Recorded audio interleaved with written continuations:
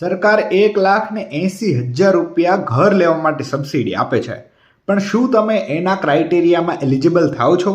આવો જાણીએ. જ્યારે પણ તમે મકાન કે ઘર લ્યો છો તો એની મેક્સિમમ વેલ્યુએશન 35 લાખ હોવી જોઈએ. મેક્સિમમ એનાથી વધારે ના હોવી જોઈએ. તમારી એમાં મેક્સિમમ 25 લાખ સુધીની તમે એમાં લોન થઈ શકશે. એનાથી વધારે તમારે એમાં લોન ન થાય. જો એનાથી વધારે લોન થાય તો તમને સબસિડી મળશે નહીં.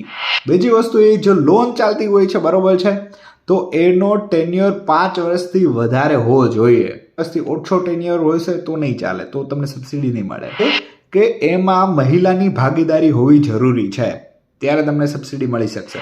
ત્રીજી વસ્તુ એ કે મેક્સિમમ કાર્પેટ 120 સ્ક્વેર મીટર થી વધારે ના હોવો જોઈએ. એનાથી ઓછો હોય તો ચાલશે, એનાથી વધારે ના હોવો જોઈએ. બીજી વસ્તુ એ કે નવો ઇન્ટ્રોડ્યુસ નિયમ કર્યો છે કે તમે એક જ વાર એક મકાન ઉપર એક વ્યક્તિ એક જ વાર એ સબસિડીનો લાભ લઈ શકશે. જો તમે પહેલા સબસિડીનો લાભ લઈ ચૂક્યા હશો તો તમને સબસિડી નહીં મળે.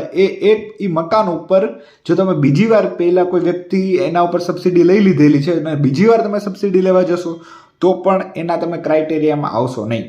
અને જો તમારે આ વસ્તુની આખી PDF, આખી લિંક તમારે જોઈતી હોય, આખી લિંક તમને DMમાં આવી જશે. મને ખાલી ફોલો કરી લ્યો અને કોમેન્ટમાં લિંક લખી આપો.